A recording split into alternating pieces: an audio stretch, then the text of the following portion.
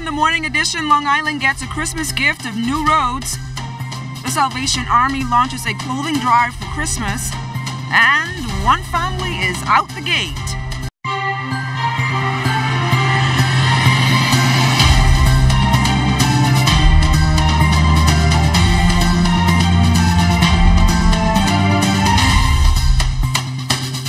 There are 3 days left to go before we have that family Christmas breakfast in those festive pajamas. Good morning to all of you. I'm LaDawn Davis, and this is the Morning Edition. Thank you so much for waking up with us. And joining us live here on the Morning Edition to tell us how things are shaping up weather-wise for the holidays is Chief Meteorologist Basil Dean. Good morning, Basil. Good morning, LaDawn. We woke up to some wet streets, and that's due to a cold front which is passing through the area, dumped some rains during the early morning hours. And as you can see on our tower cam, we have cloudy skies out there, and our satellite picture showing the positioning of that cold front right now, just pushing through the capital. You can expect some clearing behind that front later on today. But outside of our studios, we have mostly cloudy skies. Temperature 73 degrees, a relative humidity at 88%, southwest winds at 16 miles per hour, the barometric pressure 1,009.9 millibars, that's 29.82 inches, and it is steady.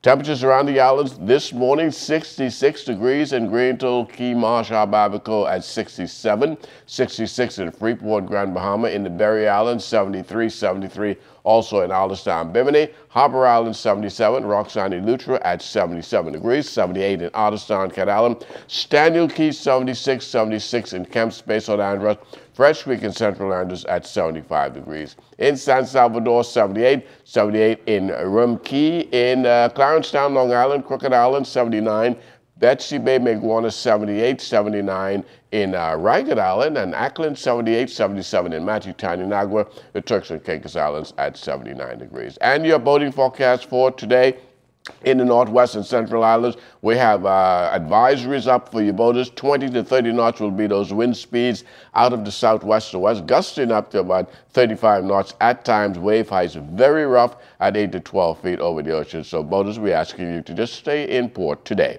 Your low tide will take place at 6:13 and high tide at 12:41 this afternoon. And for the southeastern islands, southeast to south, 12 to 18 knots, wave heights 3 to 6 feet. Your caution flags are up, and those wave heights, as we told you, will be around 3 to 6 feet with a moderate chop in place. And that's going to do it for your first look at weather in the morning edition. Stay tuned. Your forecast for today and tonight is still ahead. Thanks a lot, Basil. Meanwhile, Sieska Adderley is standing by with traffic cops to tell us what we can expect on our streets for the holidays. Good morning, Sieska. Good morning. This morning's traffic report, we're coming to you live from University Drive, just outside of the Thomas A. Robinson National Stadium, where the Makers Wanted Bahamas Bowl is expected to be held in just a few hours, but I'm going to let Johnny tell you more about that. What I am going to tell you, or what we are going to find out, if this is going to have any impact on our traffic commute this morning heading into this afternoon. And here to tell us that is Corporal Miko Evans from the Traffic Division. Good morning, Corporal Evans. How are you? Good morning. I'm good. Good morning, Bahamas. Good. Now, we know that big game is happening in a few hours. Will that have any impact on us traveling in this area, or those of us looking to come and watch the game? For the drivers that are coming to watch the game, both the eastbound and the westbound, we are anticipating a heavy flow of traffic in this area.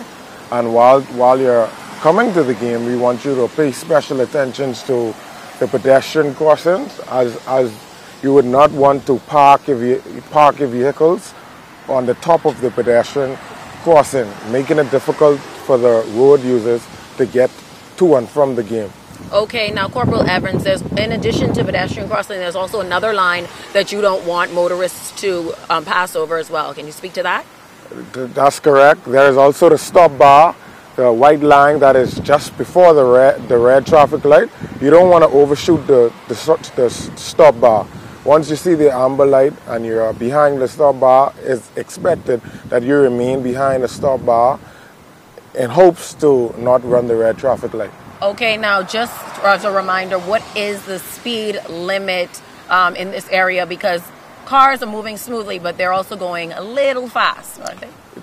That's correct. The speed limit to this area is 30 miles per hour. And you don't want to exceed the speed limit in this area. We'll pay special attention to that in this vicinity. Now, as we head into the weekend, are there any incidents that we should be aware of? Well, it was a quiet night last night. We had 2 reported traffic accidents, 1 traffic accident with injuries and 1 without. Okay, now, Corporal Evans, just before we go, is there any advice you want to give us as we head into not just the weekend, but the last holiday, the last shopping weekend before the holidays? Well, the traffic will be heavy in every area that you can think about. So we want to make sure that we have on our seat belts, we are being courteous to other road users, and also you want to ensure that you are not going to allow persons to have you upset during this holiday season. All right, thank you so much. Wise words, as always, from Corporal Miko Evans from the Traffic Division, telling us what we need to know if we're moving about in this area or any other area today and heading into the weekend. Back to you in the studio, LaDon. Thanks a lot, Sieska. Now on to our top story this morning. Access to a major historical site in Long Island will be a bit easier now that the Ministry of Works has given the green light for a local contractor to pave the area. The cost that is hailed as a much-needed boost for the island's tourism production will see an injection of more than $1 million. Jiminy DeSwain was on the island and tells us how the lumps in the road will all be smoothed out. A contract for $1.17 million was signed Thursday on Long Island between the Ministry of Works and the Rowdy Boys Construction Company to pave 1.8 miles of road that leads to the Columbus Monument. The road provides for a rough ride, but that will all change, according to Works Minister, the Honorable Desmond Bannister. The work comprises approximately 75% road work, construction, 12% concrete work, and 13% landscaping and other relatively supplementary works. When the work has been completed, all of you and our visitors alike will have quick, easy, and comfortable access to one of the most glorious views that one can have anywhere in the world, and anyone who's been on top of that monument know what I'm talking about. The signing took place at the cultural site in Salt Pond. Also on hand for the signing was Long Island Member of Parliament Adrian Gibson, who explained more about the planned transformation of the site that sits about 60 feet above sea level and offers picturesque views. The site is going to be turned into a bit of a cultural and economic mecca, where you have stairs. Firstly, will be going from the bottom of the hill all the way up to the monument. You'll also have locals being able to set up stalls. I think that the way that it's being designed will accommodate local artisans, local entrepreneurs, people who want to launch kayaks, etc. And so I think on the one hand it's going to be a decent cultural, historical landmark, and on the other hand it's going to cater to the local community and entrepreneurship. Bernard Knowles of Rowdy Boys Construction Company is mindful of Bannister's warning to stick to keeping the project on time and within budget. The works are set to begin in a few weeks. They gave me 28 days to start, and it's very important, especially for North, because usually when I go to do work, I hire people in the area, but I hope to do it in about 8 months, 6 to 8 months. And I was glad to get a job, and I'll do my best to do a good job. The Rowdy Boys Construction Company have been given a year's time to complete the construction works and designs here at this site, and then all of you can come on down and enjoy all that Long Island has to offer. Jiminy DeSwain, ZNS Network News. If you have clothing that you don't wear anymore or something that still has the tag on it that you want to give away to someone in need for the holidays, well, the Salvation Army is the place to drop off your goods. Community Relations Officer Melanie Coakley says Bahamians have been quite supportive when it comes to the gift of giving.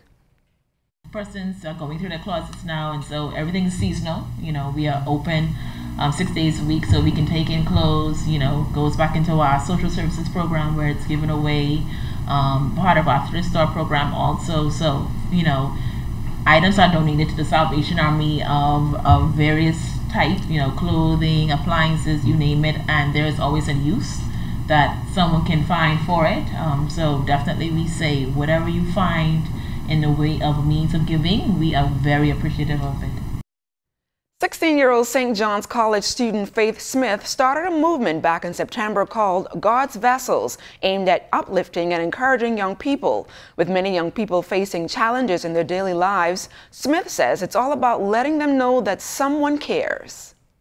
A lot of young people are going through suicide, depression. A lot of young people are feeling neglected, unloved day by day. A lot of young people are going through unknown hurt and pain.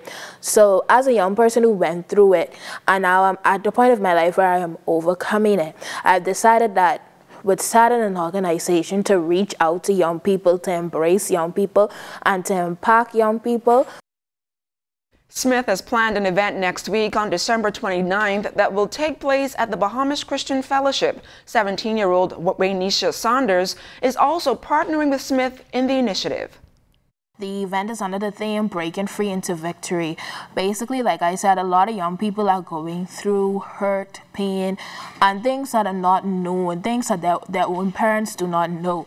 So this conference is basically to bring that sense of freedom to them, to know that they're not alone, to speak to their heart. This event is here to help young people to break free and to step into victory with salvation with God. Depression, we face suicidal thoughts, we face family problems, trials, tribulations, sicknesses. So much things in life impacts us and tries to hinder us from getting to know God. But I would always encourage that just how you would try a new phone and try Facebook and texting and all these other things that we do in this day, you could also give God a chance. Well, the gates are open and we are going in. On the other side of the break, we visit the shack of the One Family Junkanoo group. That and more when the morning edition continues.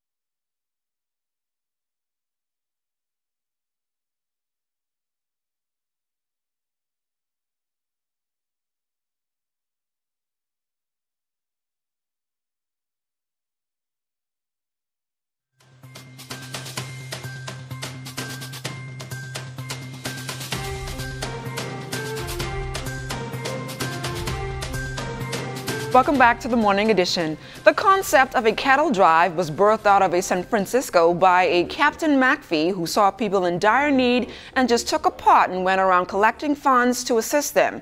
It later became a staple fundraiser for the Salvation Army internationally, and here in the Bahamas, it is no different. We sat down with the organizers of the cattle drive to find out how donations are coming along and what challenges they face every year just to keep it going. It's that old familiar gentle clanging noise of bells ringing for the Salvation Army that greet you as you enter or exit businesses around town. The volunteers ringing those bells at Christmas time hope to grip your attention for a monetary donation for those in need. Their goal is to raise $50,000 from the Christmas cattle drive to assist Bahamian families. Divisional Commander Major Clarence Ingram says donations are coming in steadily. We have raised $34,500 approximately in the Christmas kettles during the Christmas season thus far. We have a goal of about $50,000, which means we would need to raise about $15,000 in the next week. So we need a lot of faith and a lot of help. But with those donations come small challenges. Major Clarence Ingram says collecting monetary donations through the mail has been an issue all year due to the ongoing mail delays existing at the post office.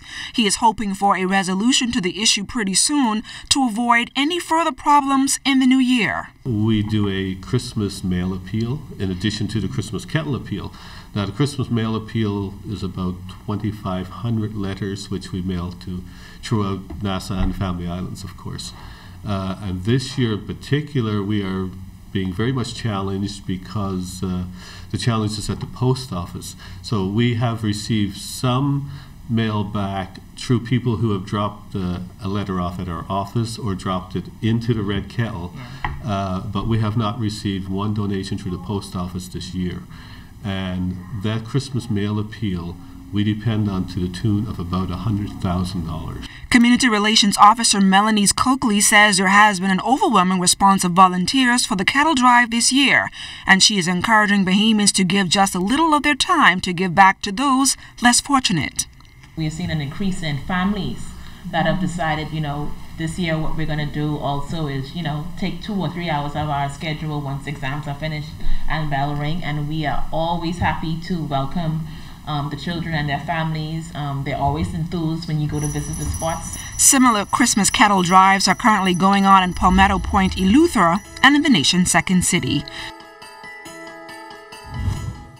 They came up short and finished second in both of the major Junkanoo parades last year, but the One Family Warriors say they are coming to mash up their competitors and take all on bay this Boxing and New Year's morning. We stopped by one of their shacks on the Tonic Williams-Darling Highway to see what they are pasting up for the much-anticipated cultural showdown of the year. If Junkanoo officials crack the gates right now for the Boxing and New Year's Day Junkanoo Parade, the One Family Warriors say they will be able to line up and explode onto bay. The Warriors are known as a group of actors who love to role play. The nursery rhyme theme and the arts will allow them to do just that. Events coordinator and public relations officer Anthony A.C. Coakley hopes to create an experience that spectators can relate to. The Boxing Day theme is all about the theatrics, all about you seeing all of the characters that you know from the storybooks, from Humpty Dumpty to the old MacDonald, and you're going to see them in real life, in 3D, and that experience. So you get to sing along with all your favorite nursery rhymes, and of course, like things from Sesame Street. You get to experience all of that, sing along, and just have a really, this is the parade to bring your family to. Definitely you want to bring the kids out. You want to have that real family experience, because that is what you're going to get. The One Family Warriors will come bursting out of the block 7th on Boxing Day and 2nd on New Year's morning. And even though they fell short in the last 2 parades, Coakley says they have both upcoming parades in the bag. Musically, we know we already win. We got that in the bag.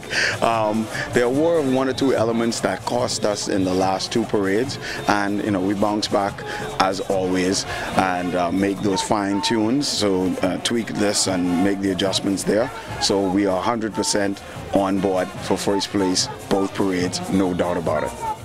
And despite having the best music, Coakley says the new choreography and dance concept for the group will be breathtaking this time around. We are the defending champions, and we're coming back again. One Family's choreography is going to be absolutely amazing. Absolutely. A new concept. You're going to see from One Family some new daring concepts in costuming as well. This year a lot of our members that were not designers have stepped up to the plate and say, look, I want to do this. Here's a concept I have. And in One Family, that's embraced. It's never a situation where, oh, you're not ready yet. No, give persons a chance. And just where did the themes for both parades come from? Well, there's a whole lot of brainstorming,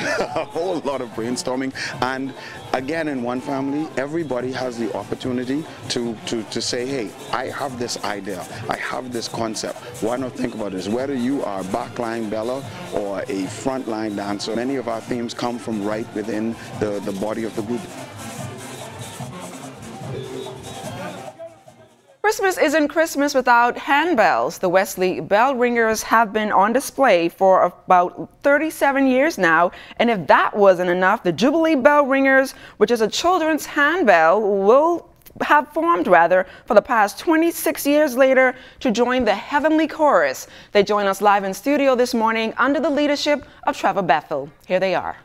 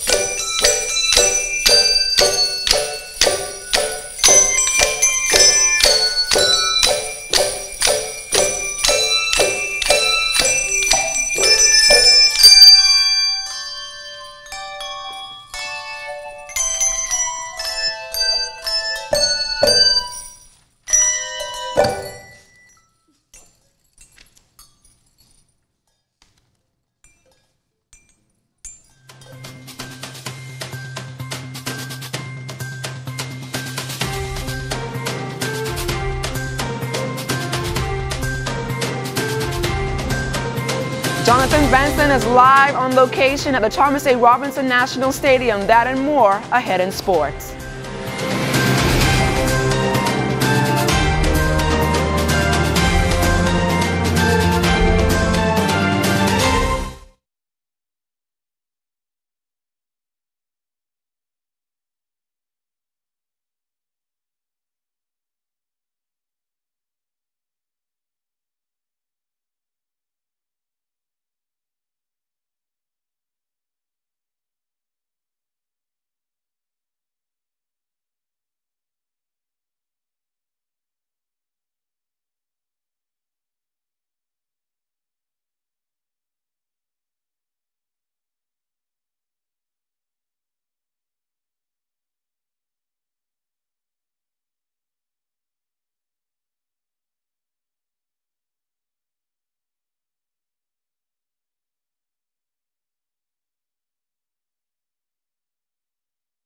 Watched it.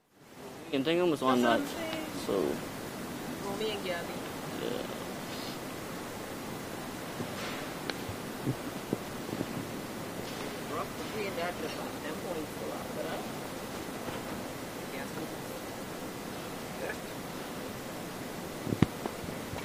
and then you got to tell me when to wrap up and stuff.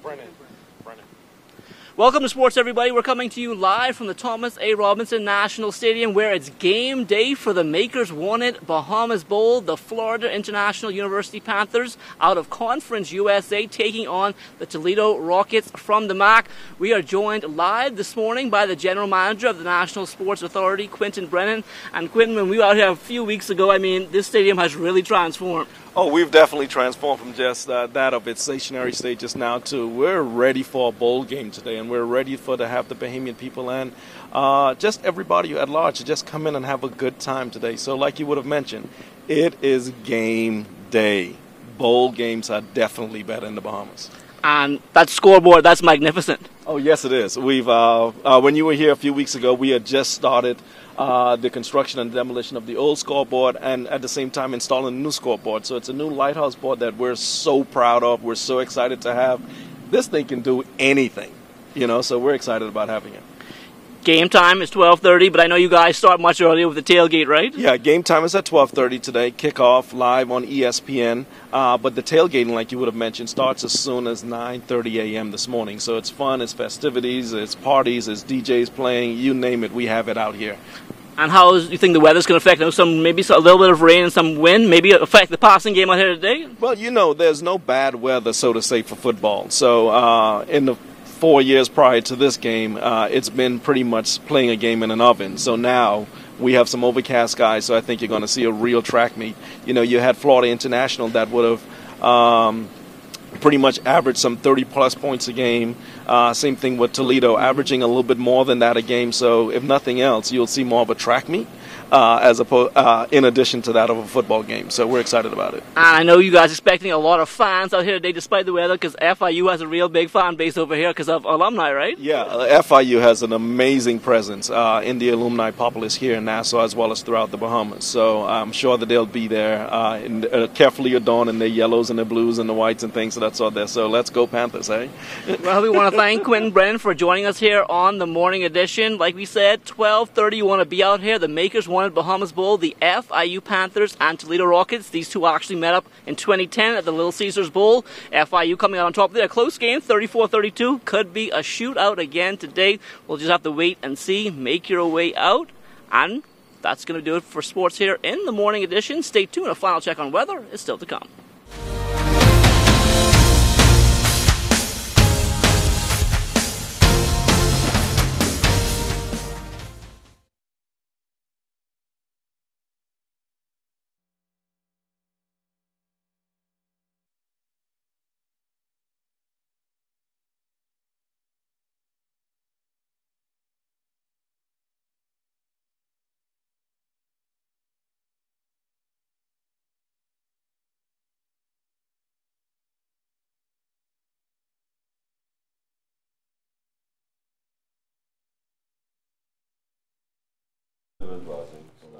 Let me get him.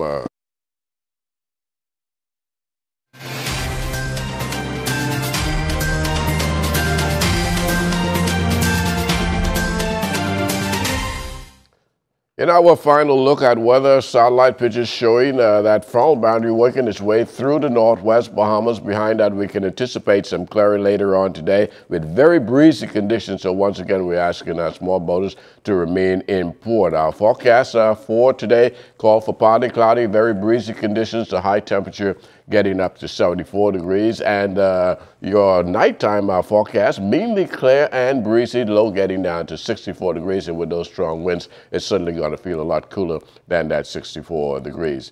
And your extended weather forecast over the next 7 days or so, skies clearing up over the weekend, temperatures dropping into the low 60s during the nighttime, mid 70s during the daytime. The warming trend begins on Monday of next week. And as a reminder, The first official day of winter begins later on this afternoon at 5:23, and that's when the sun is directly over the Tropic of Capricorn.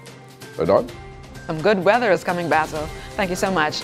And that does it for the morning edition. Thanks for waking up with us. Join us at 6 p.m. this evening for our 2-hour newscast. Once again, I'm Ladon Davis. Happy holidays, everyone.